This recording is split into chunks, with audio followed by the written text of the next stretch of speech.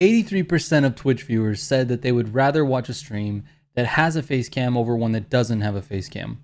So if you don't have a face cam, you're actually getting rid of 83% of your potential visitors or potential viewers before they even have a chance to get to know who you are or your channel or your gameplay or whatever it is that you want to show them while you're streaming. So obviously that's a problem. But getting a really crystal clear picture costs hundreds of dollars, if not thousands of dollars, because you need cameras, lenses, really good lighting, background lighting, a good microphone. There's a lot of things that you need for a stream, and not everybody has hundreds of dollars or thousands of dollars to spend solely on their face cam setup. So what's the alternative? The alternative is going to Amazon, buying some cheap knockoff no-name brand camera, trying to find a cheap camera in a retail store, which is what I did here, or you can just buy a brand name that most people already use, like say Logitech. So is there a difference between the Onn camera that you can get at Walmart and the Logitech camera that you can also get at Walmart, but for double the price? Well, this is the video that we're gonna find out. I tested both of these Onn cameras as well as a Logitech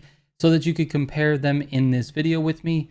And the results were not that surprising, but let's get into it. I'll talk about the positives, the negatives, and then of course, my advice on what you should do with your money. All right, let's go.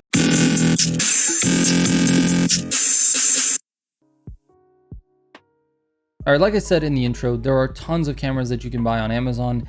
They're insanely cheap. I think you can even find some that are like under 10 bucks. It's crazy. I don't even know how that's possible to manufacture a webcam for under $10, but it is what it is. I wouldn't trust those ones because they most likely come directly from overseas and they're just not going to have any support at all. Now with the Onn brand, which is a Walmart owned brand, the only support you really have is that, you know, Walmart will take it back, no questions asked, because it's Walmart and they don't care.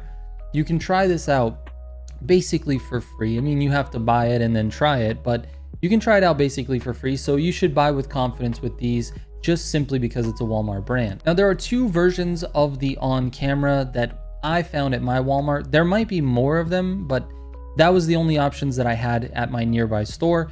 So you've got this one, which does not have the ring light. It kind of reminds me of the Logitech look. This is the cheaper of the two options. It's $25. And then there's this one that has a ring light around it. Now it's pretty small, so I'll talk about the positives and negatives of each of these cameras. But in terms of the ring light itself, it just really is too small to make a huge difference in your lighting. You need better lighting than just that single ring light. So you probably have to run that ring light in addition to a light that's overhead or whatever you have inside your room currently. Now I know I've taken a lot of time to try to get into the positives and negatives of each of these cameras, but the short answer to the question in the title of this video is yes, you can use either of these cameras as a primary face cam for your stream setup. But let's get into the negatives and positives so you can really have some full context here. Let's talk about the positives first. The first one is you will have a webcam. That's setting a pretty low bar, but you will have one if you buy one of these cameras. On top of that, they're very easy to use. You plug them in and that's it. OBS recognizes it as a camera, although I did have a little trouble with the ring light one. It actually didn't want to connect, and so I had to restart OBS, and then it still didn't want to connect, and so then I had to restart my PC, and then it figured it out and started working. And so the point of this is that there's no software. You just plug it in and go for it. And that about wraps up the positives for these cameras. It's not a very long list. Let's get into the negatives. There's a bunch of them, but don't get too discouraged because I do have some advice for you at the end regarding these cameras. All right, the negatives. There's not a big difference between these two cameras. There's a $5 price tag difference, and it's because of the ring light. In my opinion, it's not worth it. The ring light doesn't help. Like I said earlier, I would just go with the $25 camera. So we're gonna get rid of that. This one is okay, and it actually gives you a better picture. The ring light actually has sort of these weird moments where the autofocus can't figure out what it's supposed to be focusing on. And so it just, I don't know, it just didn't work as well. This one had like a really grainy picture, but like you could tell it was actually focusing on my face most of the time. So I recommend this one over the ring light. Don't spend the extra $5 on that one. But all in all, the quality of the picture is pretty bad. So when you're in OBS and you're setting up your face cam, what I would do, because the picture quality is so bad and it's kind of grainy, I would just make your face cam a little smaller than usual. Not smaller than anyone else's face cam, but just don't have like a just chatting screen where like your face is really big on the screen, because it's just not gonna look good no matter what type of lighting that you put it in. Lighting doesn't seem to affect these cameras in a positive or negative way. It seems like basically the same thing no matter what lighting you're using. You can see by this comparison between pro lighting and just the regular lights in your room, it's not a huge difference in quality. Now the pro lighting looks cooler because I've got all of the floodlights and colors going on in the background, so I would recommend that if you can do it, but it's just not going to make a huge difference in terms of the quality of the picture. And I did everything I could to try to make this picture look better than it was. I used things like filters and OBS and different effects so that I tried to, you know, play with the color and just try to make it look kind of okay, and it just really doesn't. And so my suggestion is to make your picture small in OBS and just don't have any large face cam exposure like a just chatting screen or something like that. Now this cam actually claims to be 1440p. You can see it right there on the box. It's supposed to be 1440p resolution at 30 frames per second, and I'll tell you, it never once got anywhere close to 1440p, and 30 frames per second was pretty generous. I think it was more like 24, and it actually could have been less than that. It gets super framey when you start moving around. Just keep that in mind.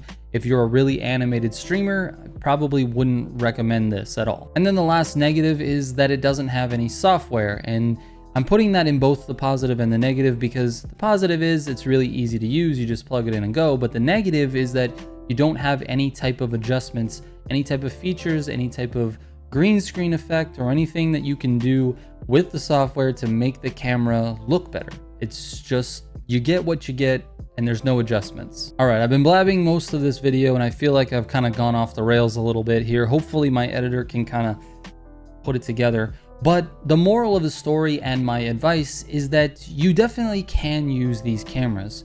They don't look the worst in a smaller format. Like I said, if you make your face cam small compared to your gameplay, it's not going to make the biggest difference, and you're going to be saving potentially 83% of the people who could look at your stream and maybe follow you. But the best thing you can do is actually save a little bit more money, and by a little bit I mean about $40 more. This camera is $25, but this camera, this is the Logitech Pro Stream webcam. It's a 1080p webcam, is much better. Let's show right now on screen the comparison between the Onn camera and the Logitech camera, and you can just take a look at this for yourself. The Logitech obviously performs way better. It's a much nicer camera, a better lens. It is well worth the extra $40.